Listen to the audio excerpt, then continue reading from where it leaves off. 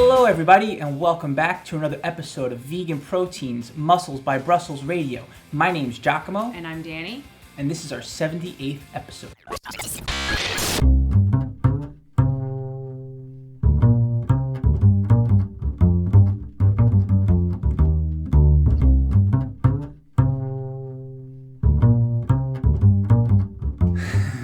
Hey everybody, welcome back and thanks so much for tuning in to another episode. Always great to have you here. Today, unlike most of our podcasts where it's just Giacomo and I, like we don't talk to each other enough, we have a special guest here today. One of our very best friends, Robert Cheeke, is here today. I'm tired of talking to you, Danny. Let's see what else we could do with this podcast. What's up, Robert? How you doing? How you been? I've been great. Thank you so much for having me back on the podcast. First of all, we did not forget about our body image series. The next part of that series will be coming on the next podcast. So if that's what you're looking for, stay tuned. It's coming. But we have a good one today, and it's going to be one that's a topic that many of you have told us is a struggle for you. So I'm excited to talk about that. But first, let's talk about the fact that we haven't seen Robert in literally a year at this point. Yeah, it's been over a year. Our last Vegan Strong Tour event was the Los Angeles Fit Expo. We were all poised to hit the road for the Arnold Classic. You were going to head up that event, Danny, and Giacomo and I were going to take on Natural Products Expo West, which was something I was so looking forward to. Hanging out with Giacomo for 5 days with thousands of vendors and recruiting tons of brand partners for Vegan Strong. And then everything came crashing down. Like within hours of us all leaving for our flights. We were all caught up in that whole canceling flights, hotels. We had over 1,000 pounds of product shipped that we had to spend the next month shipping back to various places and taking on the new life that we would lead for the next year, which has led us to right now seeing each other for the first time in I don't know, 15 months or something like that. In hindsight, I'm glad all those things were canceled. But in the moment, it really kind of sucked, actually. Yeah, and it's obviously been a devastating year for so many people. And we've all had to pivot and do different things, which is what we've done with Vegan Strong. Yeah, honestly, it was so unpredictable when everything came crashing down back in February. And I remember thinking, what were we going to do? It was March. It was March? It was definitely March. February, March, who cares? Point is that What is time anyway anymore? Yeah, time just bends and feels so weird these days, even more than normal. But anyways, yeah, we wound up just moving forward with a totally different direction on Vegan Strong, and that kind of brought us to where we are today. Yesterday and Sunday were pretty cool. Did you get here on Sunday? Yeah, I got here, Sunday night. And also, I just remembered, it wasn't the Los Angeles Fit Expo. It was the cruise. We saw each other on the vegan cruise, Yep. And we made it back just days before other ships were stuck at sea. Right, because we were like one of the last ships back. Do you remember we were on the ship and I remember getting on there and being like, guys, there's this thing that is like traveling the world and a lot of people hadn't even heard about it yet, but then they had kicked up the sanitation like to high gear on the cruise ships. And it was being talked about, and we were out there for 7 days, and so we had to get back home and see what was really happening. It was literally like a matter of days. Yeah. When we got home. The country shut down right after that. Yeah, we really dodged a bullet, actually, getting through that cruise and we could still healthy. be in the Caribbean. Yeah. We could be there for the last year, just out doing our thing. They might not have let us come back. Yeah.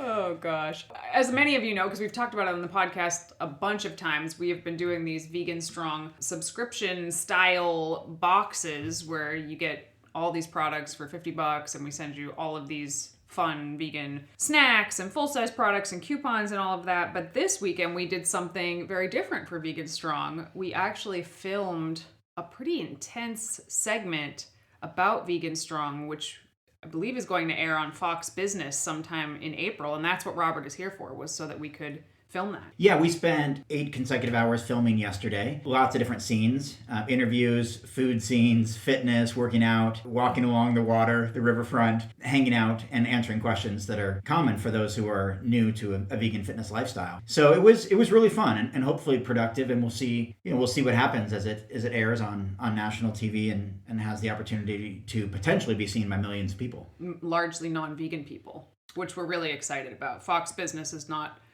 where most of us would probably choose to put plaster our faces if given the choice. But really, it's actually kind of a great place to be if we're trying to reach people that don't know a whole lot about veganism and maybe believe some of the myths about veganism as they stand today. Right. And that's the whole reason behind Vegan Strong, is to put ourselves in the most uncomfortable and unconventional scenarios so that we reach more of the mainstream. I'm not quite sure what's going to happen as of yesterday. It was a pretty interesting full day of filming. I'm really curious to see how it all gets put together. Is it coming out next month, I want to say? Sometime between the 15th to the 22nd? To the best of my knowledge, late April. Yes, yeah, sometime right around Earth Day, which will be nice. And by the way, this was my first time traveling in a very long time, since last year. So that was a whole unique experience, flying and coming across the country. And that's its own interesting thing. I know some people have been doing that, but I certainly haven't in a very long time. I forgot to even check in for my flight properly, but I still managed an aisle seat in the back.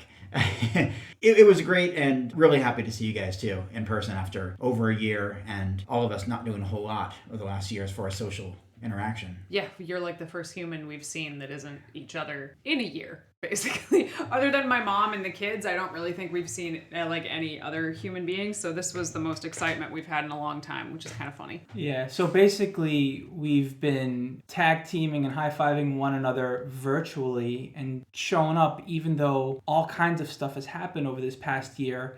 And I feel like that is kind of what we want to talk about today, is how all kinds of things can happen and life is unpredictable, but you can still be consistent and show up in everything that you do. That's something that I admire about you, Robert, is your tenacity, your ability to continue to persevere with the projects that you're truly passionate about. And why don't you tell us a little more about how you're able to adopt that mindset? Yeah, thanks, Giacomo, and I appreciate those kind words as well. And for me, those kind of things, showing up and consistency, have been part of my life since as far back as I can remember. I was always big on connecting the dots ahead of time. Like if I can work really hard at being an athlete and be the fastest runner that I can, this is going to serve me in other sports. It's going to serve me beyond my childhood days and maybe into adulthood and play sports collegiately or professionally or something like that. Same with school and academics, and same with so many other areas of life. I just kind of connected the dots ahead of time. When this pandemic hit, for example, I was in the middle of writing my new book, The Plant-Based Athlete. I took that opportunity. I wasn't traveling anymore on tour with both of you, like literally every single month with Vegan Strong. So I took that opportunity to say, how can I maximize the 1,440 minutes I have each day while I'm at home? So that's what I did. And I wrote and I wrote and I wrote. And I knew that if I can keep doing this, I'm going to finish this book and it's going to have this profound impact on a lot of people. Because this is my first really mainstream book. All the rest of my books have been self-published, and this one is with a major publisher and will be in every bookstore in America. And so, I did that. But all the while, we were still trying to keep Vegan Strong going strong. So I took your idea, Giacomo, that you mentioned something like a year and a half ago, about doing some sort of monthly subscription box of Vegan Strong. And so we presented that, and the three of us, along with Susan, put this thing together. We pivoted. We couldn't tour anymore. We started recruiting products, making Vegan Strong branded items that were really popular, worked with over 100 companies, and distributed over 1,000 boxes in a short amount of time to people all over the country. And that has to do with the fact that we did show up time and time again with Vegan Strong. We had the connections with brand partners. We recruited other ones. We didn't stop. We just continued to persevere and connect with so many other companies and make something that within months we were nominated in the largest survey of vegan products in the world as the best vegan subscription box, like in the industry. And that, that's a testament to all of us continuing to show up when the future is uncertain, when times are hard, when things are unpredictable, putting our heart in the right place and working hard to make something innovative and exciting and cool for our community. Yeah, every time I stop and think about what we were actually been able to accomplish in that 6 months, I am kind of shocked at how well we were able to pull something together that, quite frankly, none of us had ever done anything quite like that before. Like, you've shipped bundles to people. We shipped stuff for years, but this was a totally different beast. And the fact that we were all able, the three of us and Susan, of course, to be so kind of solution-oriented, to figure out the next steps and to not just be like, well, I guess that's it. We're done doing Vegan Strong stuff now. Like, we found ways to keep taking steps forward even when we were unsure about it, which I think is really, really cool. I want to talk more about what does that mean to actually show up? Because when we kind of survey our audience and we ask them, what is your biggest struggle with fitness and nutrition?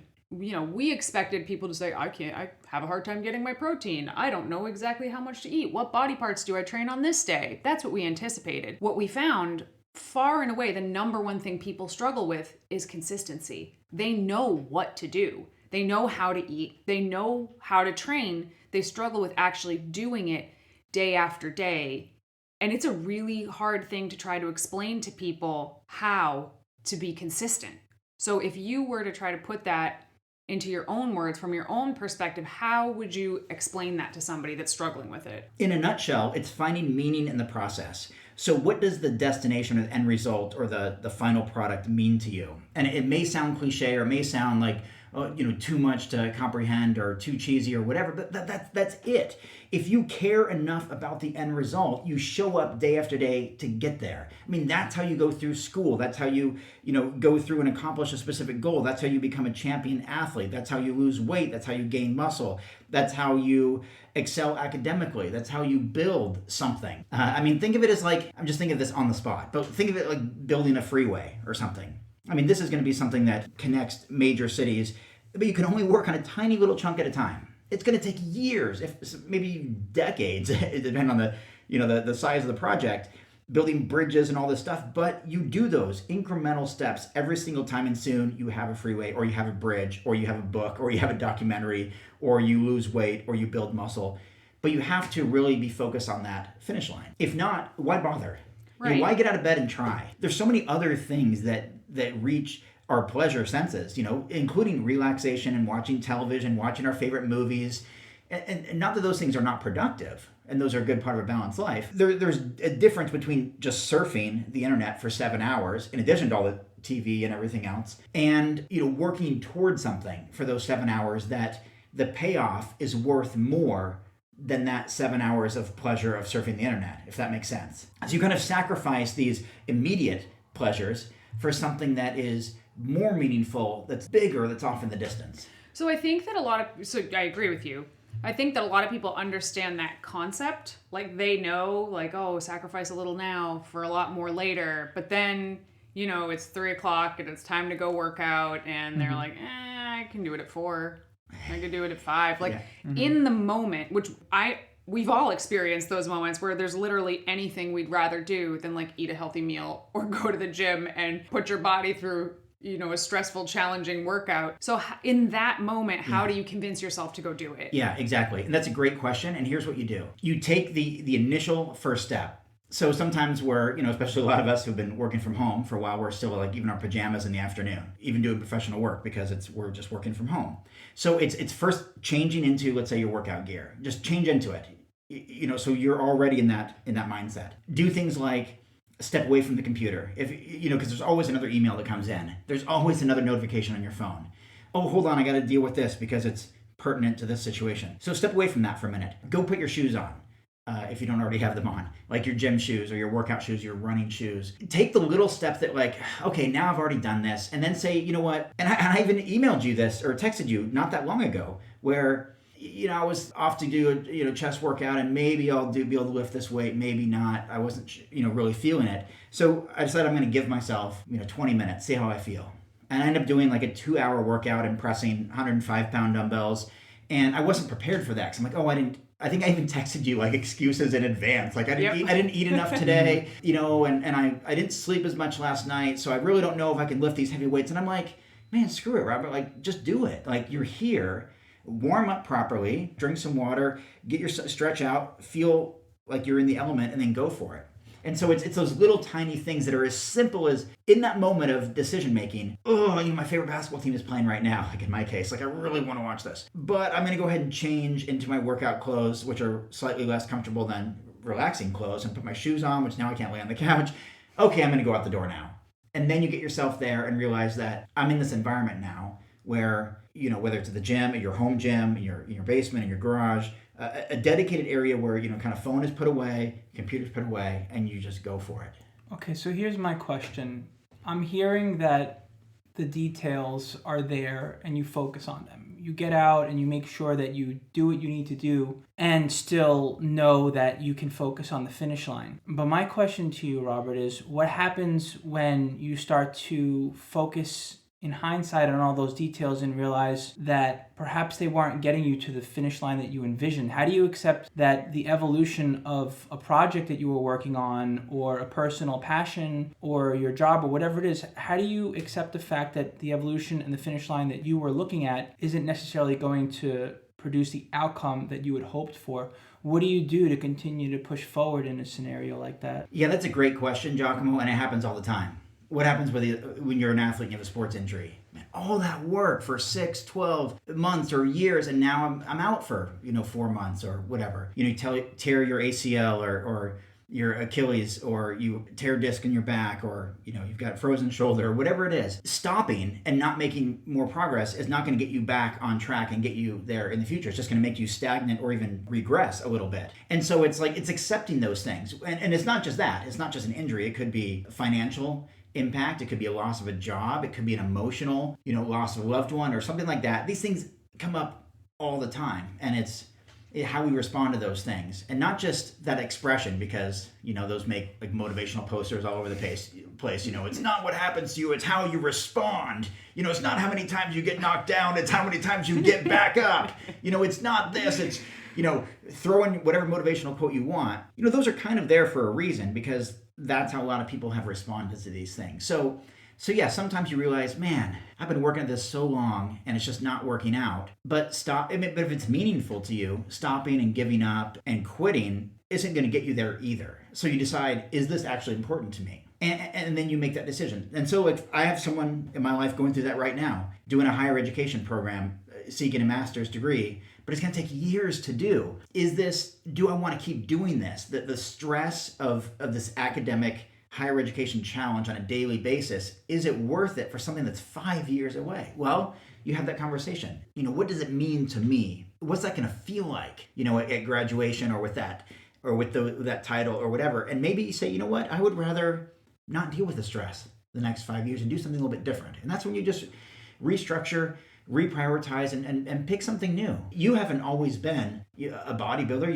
You powerlifting, you were a tennis player, you were doing other things, right? I wasn't always a bodybuilder. I was a runner. I mean, these are not compatible, bodybuilding and running. I found meaning in one, and when it ran its course, pun intended, I found meaning in the other. And then when that ran its course, I kind of go back and forth. But you just adjust as you go on. But if it's something that, let's say it's relationship or something that's super, super meaningful that you're not going to change course on, you got to keep showing up, and you keep cultivating that and working on it, and eventually you get somewhere. Like Danny, we talked about yesterday. I wanted to be a writer my entire life, and I struggled at it. I had a bunch of books that were never finished, and then I met someone who was president of a university who said, when I was telling him I wanted to be a writer and he was asking how it's going, I'm like, I'm working at it. He said, I want you to write 2 pages every single day. I don't care if it's good, I don't care if it's bad. You write 2 pages every single day, and soon you've written a book. In a matter of months, do the math. And so that's what I did. And then when I got back into fitness, that's what I did again. That's my 2 pages, is showing up every day. Days I don't feel like it, days I don't want to. I'm already retired from bodybuilding. I've got higher body fat now. I'm not in as good a shape as I used to be, but I'm not going to get back there if I stop trying. Mm-hmm. Yeah, I think there's so many different things that you just touched upon. But I think that talking about evaluating, is what I'm doing working? Is what I'm doing worth it? Is this what I really want? That takes a lot of emotional maturity to even say that, because there's all this ego involved, right? Mm-hmm. Like, I already did all of this work. There's something called the sunken cost fallacy. I don't know if you guys have heard of it, but it's like when you've already put so much effort into something, even if it's not going the way you wanted, even if you, like, in the back of your mind, that this thing is kind of failing, you're like, but I've already done so much of it. I just have to keep going, even though you might actually benefit more to just cut your losses and just pivot. Mm-hmm. And that's a really, really hard thing to do. I'm glad you asked the question and you brought it up. It's hard. Well, and I want to point out too, and you were both there for one of my favorite talks I've ever given in Florida, and maybe you were alluding to this, Giacomo, where I just gave what for me was just a really impassioned presentation at a vegan leadership conference, where I talked about just that it is absolutely okay to let it go. Even if you put everything you had into something, like me trying to run my own brand, vegan bodybuilding and fitness. Like I am incredible number 3 or number 4 in a company. I'm a horrible number 1. I try to run my own company. I suck. I'm terrible at it. I know I really am. Like, I can be likable. I can travel around the world. I can do lots of things, but not from the business standpoint. I just suck at it. I had to recognize that. I may be considered the godfather of vegan bodybuilding. I may be one of the original guys doing this, 20-something years ago. But it doesn't mean a brand I've been struggling to operate, for decades is something that I should keep doing. And that's actually how I got involved with Vegan Strong, because there were other people at the top managing things, and it allowed me to do what I do best. And that was where I really was able to shine. And I had to, and there's a lot of self-talk and a lot of hurt and a lot of ego and all of that. Like, man, here are these people who have been vegan bodybuilders for just a couple of years, and they're way more popular or successful, in quotes, whatever you want to say. And I've been doing this for decades. Well, maybe I'm not that guy. Maybe I'm not the influencer guy. Maybe that's not for me. And other people are better at that. I'm better at other things. Like, I can write really, really well. At least I think I can. And now I have 5 books out there, and they've reached people all over the world. And I've had the opportunity to tour around the world as a writer, not as an influencer or not as a YouTube person. And there's nothing wrong with those. I just had to be self-aware and realize that, let's just call names. Like, I couldn't compete with someone like Nimai Delgado. If I just head to head, I mean, we're friendly. We've been in touch for many, many years, but that's just not for me. That's just not for me to do. And so if I wanted to have ego and say, I need to be the best vegan bodybuilder and, outperform, Nimai and Tori and all these people, like, that's not where I'm going to shine. And there's no need to be, competitive, or we want to lift other people up. And so for me, it was just being self-aware and realizing that I'm just not really good at the X's and O's or the numbers of running my own brand, but I can really help others build their brands. Yeah, it's pretty interesting taking a look at how you've managed to go with the flow as opposed to holding on to certain things, where I feel like it's hard to not hold on to your personal projects so strongly, and it can be hard to let go, but it seems like you've found a way to move through that, and even at times let other people on the surface seemingly take you under their wings, when in reality it's more along the lines of the fact that you're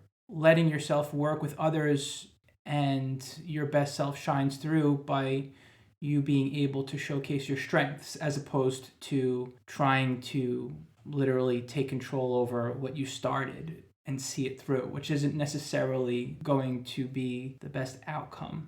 Well, I think so many people spend too much time, maybe they've been instructed to do so or taught to do so, spend so much time trying to bring up their weaknesses in order to balance themselves out, when what they really could do is really invest into their strengths and really just push themselves and propel themselves forward with that. And I think, there's all kinds of things that we can work on with ourselves to balance out our careers or professions or personal profiles or whatever you want to call it. But I think sometimes it's more productive if you find out what you're really good at. Like for me, it's writing. And even when it comes to training, I'm in okay shape, but I'm just never going to be this great bodybuilder.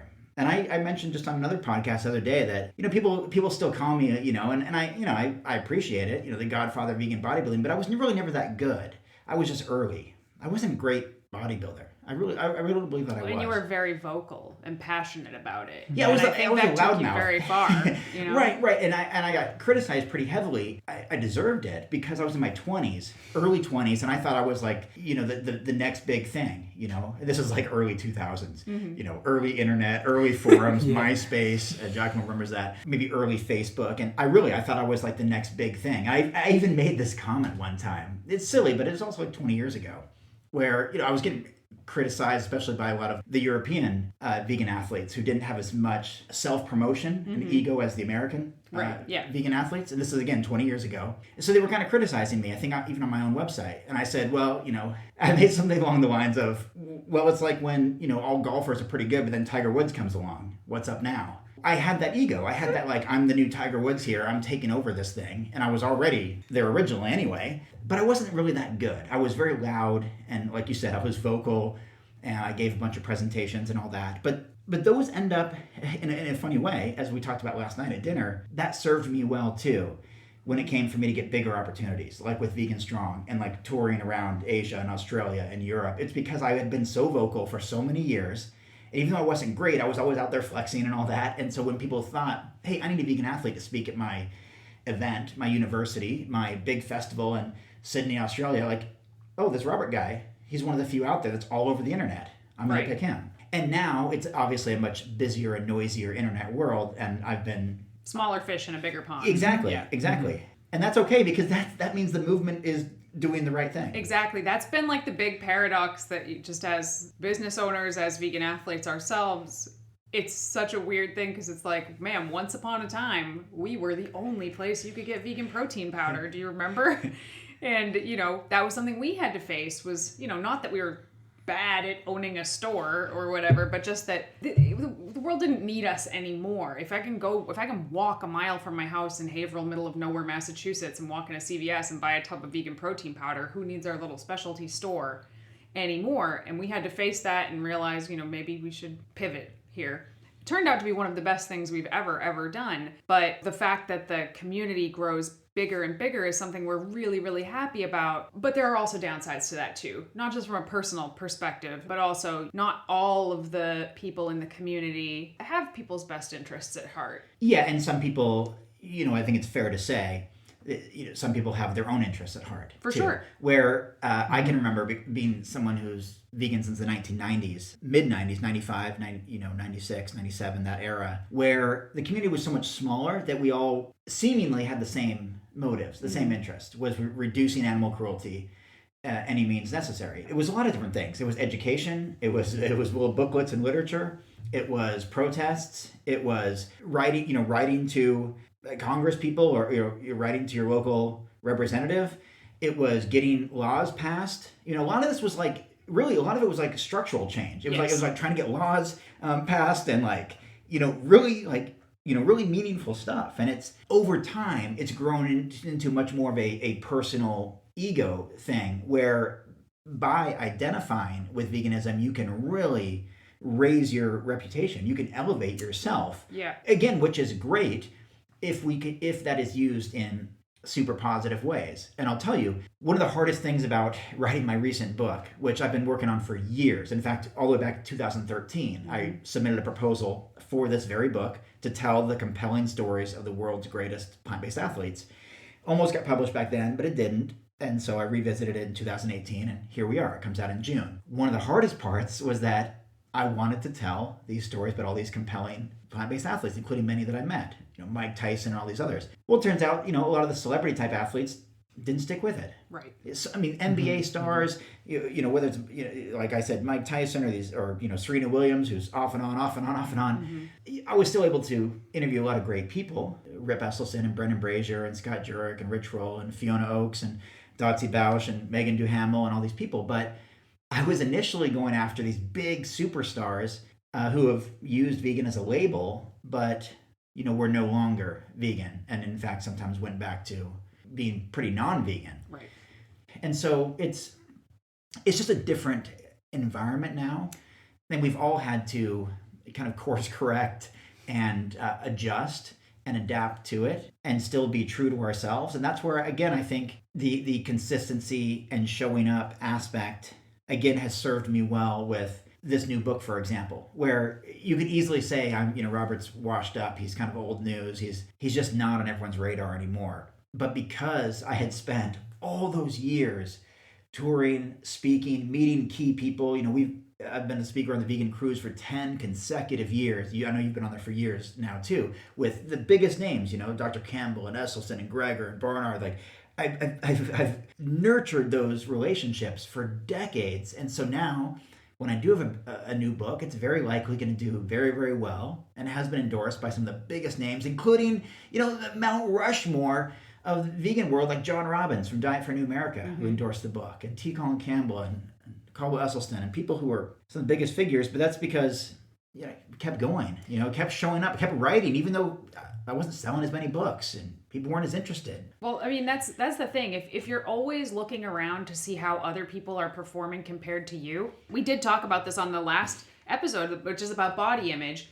right? Which is something everybody in the fitness community struggles with, I feel. Whether you're brand new or you've been in it for years, everybody struggles with their body image. But this goes across all platforms. If you're constantly looking at the guy next to you, being like, man, he started way later than me and he's doing way better than me, and you let that like seed grow in your head, it can just stop you. It can just make you feel like, well, why bother? Why am I even doing this? You really do have to have blinders on, and you can be aware of things that are happening around you, but at the end of the day, you have to keep putting one foot in front of the other, taking it like one day at a time, one challenge at a time. And if you don't quit, you can only end up further ahead than you were, and that's really the best you can ask for. You will never have the same circumstances as the guy next to you, and you can bet your ass there's somebody out there that wishes they had the same circumstances as you. Like, everybody's at a different place, and it's just about those small steps forward, those little things you do every day that ultimately get you, hopefully, closer to where you want to be. And knowing when to be able to pivot and do different things every day that are also little things that will add up to whatever it is that you're continuing to chase after, which for you is, for as long as I've known you, I don't know when this started really, maybe you can clarify. It's been writing. I mean, when did this dream really begin? Yeah, I mean, that's it. You've known me for a long time now. In fact, when you guys moved to Portland, I didn't even hang out with you guys as much as I could have because I was busy writing. I just locked myself in a room, and I was dating people. I had great roommates. I had best friends around me, and I still was like, I'm going to write. Just like when I worked on cruise ships. I mean, I worked with people from 55 countries. I was traveling around the world, and I would sit in my room and write. I could have been down having parties. So it's a different Independence Day every day when you have people from 55 countries there. It's someone's Independence Day every day. There's parties, there's music, there's fun. And I was like, man, but this is what I want to do with my life. Not with what I want to do right now, but what I want to do for the rest of my life. That was established when I was 8 years old.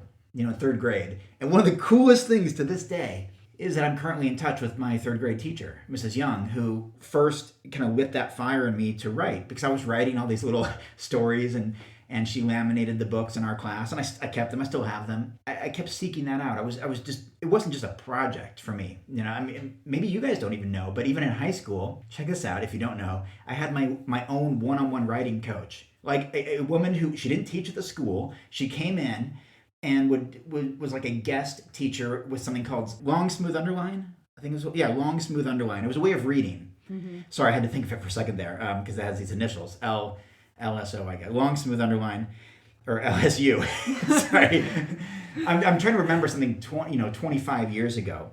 But I had this writing teacher who would meet with me. So during lunch breaks or during my off period, and I would write, and I wrote like this great children's adventure story. It even took place in some cities I'd never been, like Las Vegas. And my dad took me there, flew me there. I was 16 maybe, and he took me there because my little adventure story took place there. I was just looking at a map at California and Nevada and some nearby states, but I was so into it. That's my point. I've been working at it and working at it and working at it. So it wasn't just this hobby or something that is fun for now. That is what I've wanted to do. Bodybuilding was a means to that, to be honest, because I was interested in bodybuilding, but because I went from 120 pounds to now 220 pounds, that gave me something pretty interesting to write about when you do that as a compassionate vegan and on a plant-based diet.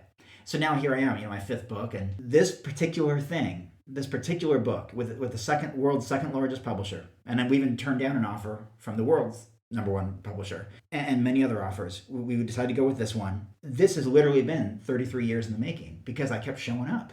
Times when I could have partied, when I could have hung out. And yes, you don't want to miss out on those opportunities. And I still did, I still engaged in a ton of, we all were working on a documentary together. We saw each other every day. But when that was done, I would go write. So there's still time to fit it all in.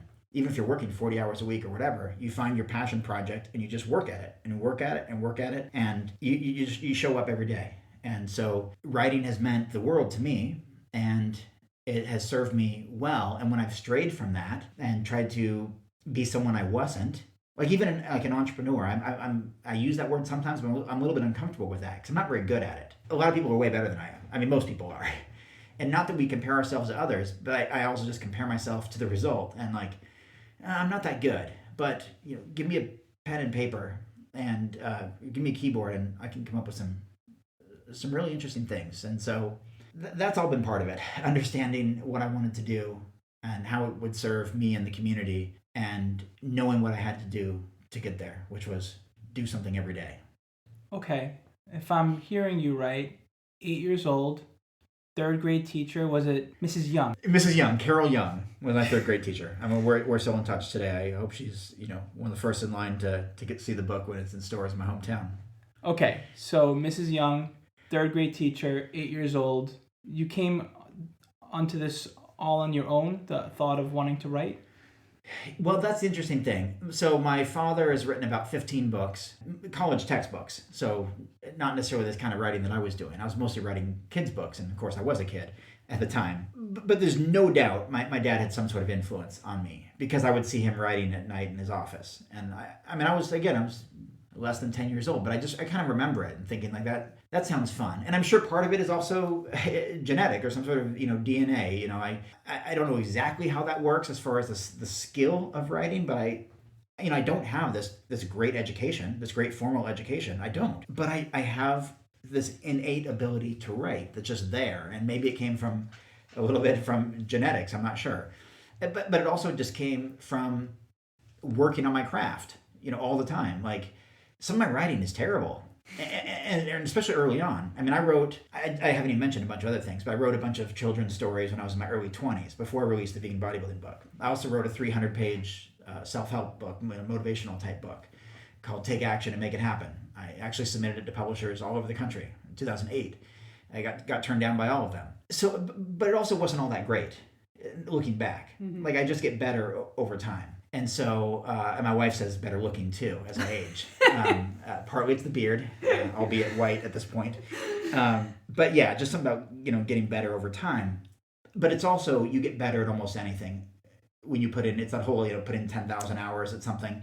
And I've put in a lot of hours at writing. And so I realized for me, especially let's say my role in the community or what I want to impact, it's not being some sort of influencer type person. That's just not me. And I don't think people resonate with me that way. But my writing can reach a lot of people, especially a demographic that I wouldn't reach through YouTube or Instagram or some other platform. But if I can connect with other people through words, through writing, then I think not only do I serve my purpose and fulfill my dream, but I serve the community quite well. I just want to add to that I think not only are you good communicating with people through writing, I also think you're the type of person that is best experienced in person. You know what I mean? Like, I've met lots of influencers who are super famous and popular, and then you meet them in person and they're a goddamn wet blanket, and you're like, how does anybody like you? I don't understand. But they just pop on a camera or behind a microphone or whatever. But some people are kind of on camera, and then you meet them in person and you're like, hey, you're pretty awesome. I wasn't expecting you to be so awesome. And I feel like that's a tremendous skill. And I feel like it's a skill that as we move forward generation to generation, I actually think we're going to be seeing less and less of people that just in person, they just like radiate this energy that you want to be around. Don't sell yourself short. That's all I'm saying. Well, I appreciate that, and something most listeners, probably 99%, don't know, is that I've actually struggled a lot with anxiety. So that's hard for me. I'm even right now, so I apologize to your floor, I'm picking calluses off my hands while we record from lifting weights, because I look at my hand. Let's see how sweaty that is? Mm-hmm. I actually struggle in person these days, which made the Vegan Strong Tour actually quite hard for me, where I did my best to be almost like the behind the scenes guy. You remember the early days of the tour? I wore the collared shirt, the long sleeve shirt, the fancy shoes, and you guys are all in tank tops and muscle shirts, because engaging with the community was a little bit hard for me at that time. And it's something I've been dealing with for about 6 years now, this anxiety thing, where it certainly wasn't there when we were doing vegan vacation and vegan bodybuilding stuff. Nope. And when I had my own YouTube thing going on, and I was the obnoxious guy who always had to be the center of attention. Do you look back at that and like cringe at all? Of course. Okay. Of course. But also, like, ego was out of check at that time for me in my life. I was also a class clown all throughout, in high school and beyond high school. And I just couldn't keep my mouth shut. It was part of my personality to be loud and silly. And yeah, I mean, you sent me this video the other day of me hawking newspapers with me on the cover in Portland, like, and and being silly. Yeah. I was a silly person. I think it was also the time. I mean, I was in my early to mid 20s. I was a comedian. I did stand-up comedy for a while. Mm-hmm. I was this free-spirited, nomadic type guy. Bodybuilding fit my personality, being center of attention and posing and flexing and being on camera and being on stage. And then I've just been slowly getting more and more introverted as I think I've dealt with a lot of expectation where it's like those kids who peak in popularity in high school don't I know those kids and never and they never I find them all on Facebook now and they never seem to pass that peak. That was almost like for me. Pause. In a way, I feel like I was that way in the early years of vegan bodybuilding because I was the number one guy essentially. Mm-hmm. I mean, I wasn't the best, but I was the most well-known at the time. I mean, even my first book says world's most recognized vegan bodybuilder on it because that was fundamentally true. I was in newspapers all the time, magazines all the time, interviewed by all these big platforms. I had the most popular website, veganbodybuilding.com. I worked with Brendan Brazier in Vega, and I toured around the country, and I spoke at major universities and colleges, and that was my heyday. Whereas now, I think a lot of influencers who have the hundreds of thousands of followers or millions of followers and are really popular in today's medium of media are in their heyday. I didn't adapt as well. And I'm not the only one. Look at one of the only bigger name vegan athletes, period, at the time, not bodybuilder, but just overall athletes, was Brendan Brazier. He's not a big influencer guy now. He's a much more behind the scenes guy. He's also 46 now, and I'm 41. We had our day where Brendan and I really ran that vegan community for a while. And you guys were a big part of those early days as well, like with vegan proteins, when you guys came on the scene with, your online store presence and all that.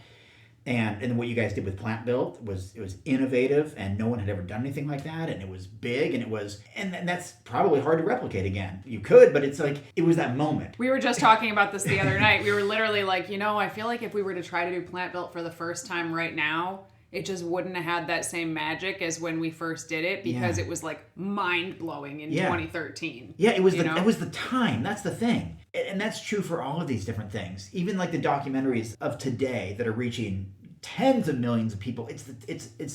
We're ready for that now. Yeah. We didn't have things like Netflix decades ago. We didn't have some of the platforms now.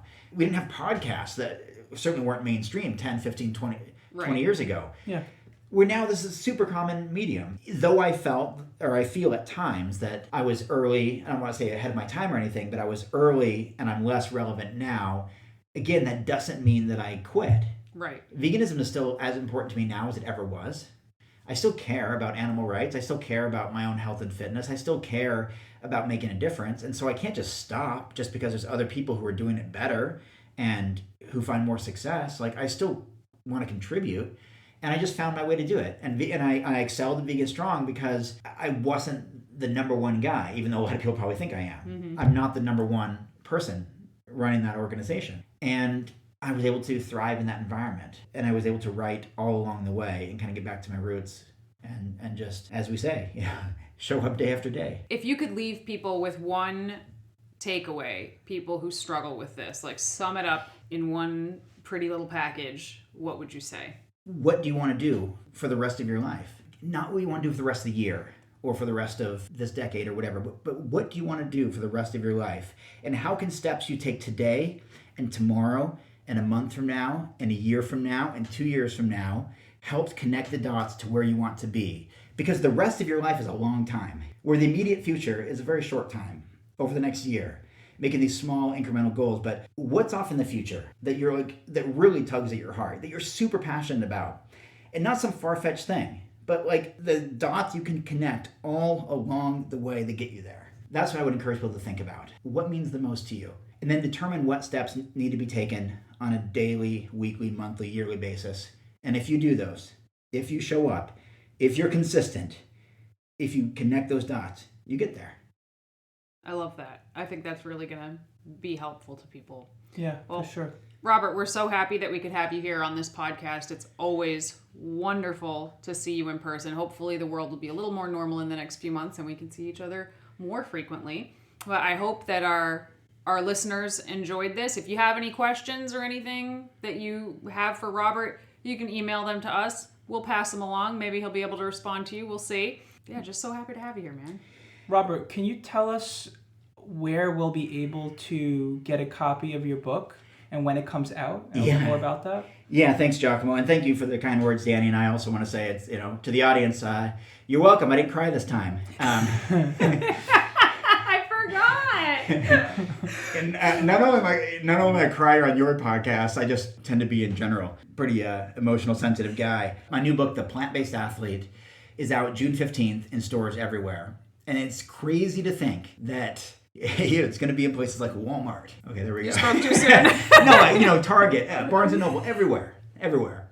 We're super excited. We already pre-ordered a copy on Amazon, Yep. so we can't wait to actually walk into a store and pick it up off a shelf. Okay, wait a minute. Yeah. Pause. Are you telling me you can go on Amazon right now and it's still there to pre-order? Yeah, it's Okay. on sale on Amazon right now, and actually every single pre-order helps towards making the bestseller list. And so I know I told you both, like if people are only going to buy one copy, the best way to do it is in stores. Those sales just mean the most as far as making a bestseller list because they're coming from a brick and mortar store. You can't manipulate or fake that as easily as you could like. With Amazon, you're just buying hundreds of copies of your own book with a credit card, Right. or having friends do it. The best time is June 15th to June 20th or so to get it in the store, but I would certainly love if anyone pre-orders, and if you do, you can also submit your email address to get bonus material, bonus digital downloads, and all that stuff. And I do have a co-author, Matt Frazier from No Meat Athlete, and that's support at nomeatathlete.com. People send their receipts too to show their proof of pre-order, and they get a bunch of bonuses that will be out in the coming weeks. Very cool. Well, I know you have to get to the airport pretty soon, so we won't keep you any longer, but we really appreciate having you and hope you have a safe flight and hope that we get to see you soon. Always a pleasure, friend. Thank you. And let's do a video sometime when I'm actually at a store like Walmart or Target, and I have this 33-year goal in the making right behind me, and I think that would make a fun little. We can do a live video or something like that. Yeah, that would be awesome. Thanks for having me. Appreciate it.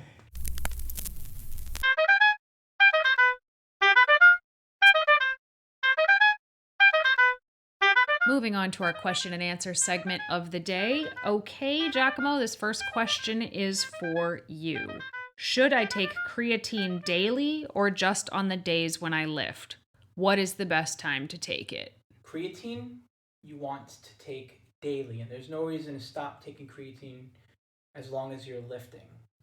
There's no reason to load it in either. Your creatine stores will eventually become saturated. I find that when people load in creatine, they wind up having digestive discomfort just to get it in their system a little bit faster. The idea is to just load it in over the course of a week or two by taking normal 3 to 5 grams, depending on your body weight. I'd say like under 150 pounds, anywhere from 3 to 4 grams, over 150 pounds, anywhere from 4 to 5 grams, as a general baseline rule of thumb of how much to get in. To answer your questions, you take creatine every day. Creatine is excreted out of your system slowly over time, and yes, workouts do make it so that you use your creatine stores a little faster on those days, but in general, you always want your creatine stores topped off. So as long as you're taking in the appropriate dose every single day, your creatine stores will always be topped off. Take your creatine daily. To answer your second, or moreover, the second part of your question, as far as what time of the day to take your creatine in, it honestly doesn't matter. Again, to my earlier point, as far as what time of the day to take in creatine, it doesn't really matter because as long as you're topping off your creatine stores, whether you get in at 12 o'clock at night or 8 in the morning, it's still going to be you topping off your creatine stores with every dose that you take every day. I mean, theoretically, you'll absorb whatever you put into your system after your workout faster. But as far as creatine goes, it's pointless because you're literally just making sure your stores are always topped off, and you're usually tapping into your creatine stores that are already saturated, as opposed to what time of the day you're getting them in. This question's for you, Danny. My first attempt to make tempeh was an epic fail. True Foods makes it taste like bacon. Mine tasted like cardboard after trying to air fry it. I didn't use a recipe and didn't marinate it. I am clueless how to cook it. Okay, yeah, so tempeh is a unique food. It's not like any other food I've ever had, actually, and it can be a little bit of an acquired taste, but there's also a bit of a learning curve on how to cook it. So you can just take it out of the package and cube it and toss it in the air fryer, and there have been times where I've done that, but it's not going to taste the best that way. So if you're trying to learn how to make tempeh and enjoy it, one thing that can be really helpful is to steam the tempeh before you do anything else. Steaming kind of cooks out some of the bitterness and allows it to absorb a marinade better. You can also steam it in the marinade itself. I have found that this really, really lets the tempeh kind of suck up the flavors of that marinade. And then after it's steamed, you can cut it into the shapes that you want it into, whether it's strips or cubes. And then you can cook it really however you'd like. So if you air fry something, it's going to be crunchier. But if you pan fry something, you mentioned bacon. If you pan fry something with a little bit of olive oil, that's going to give it more of like a bacon feel to it. Like bacon has a particular mouth feel that's a little bit oilier, right? But as far as making the flavors of bacon, anything that is salty, so soy sauce, tamari, Bragg's, that's going to help a lot. Smoky, so a little bit of liquid smoke, a little bit goes a long way. I like to use a little bit of garlic and onion powder in there and like a touch of maple syrup. And that is my basic bacony, smoky flavored marinade right there. You could add a splash of vinegar. You could add a little bit of tomato paste if you wanted to. You can play with it, but the key with tempeh, much like tofu, on their own, they kind of don't taste like much. I mean, tofu kind of tastes like nothing. Tempeh kind of tastes like a bunch of beans stuck together because that's what it is. But that is what I would do to inject the most flavor possible into the tempeh itself, is I would steam it in that marinade, then slice it how I wanted it, and either pan fry it or air fry it from there. All right, everybody, thank you so much for tuning in to another episode, and a huge thank you to Robert Cheeke for being a part of today's episode. If you have any questions or topics that you'd like covered on this podcast, please feel free to reach out to us on Facebook, Instagram, and YouTube. We're at Vegan Proteins and at Muscles by Brussels. And if you're enjoying this podcast, please consider leaving a review. It really helps it so that more people can see and hear this information that we think more people should be listening to in the vegan community. Again, thank you so much for tuning in. My name is Danny. And I'm Giacomo. And we will talk to you in 2 weeks. Just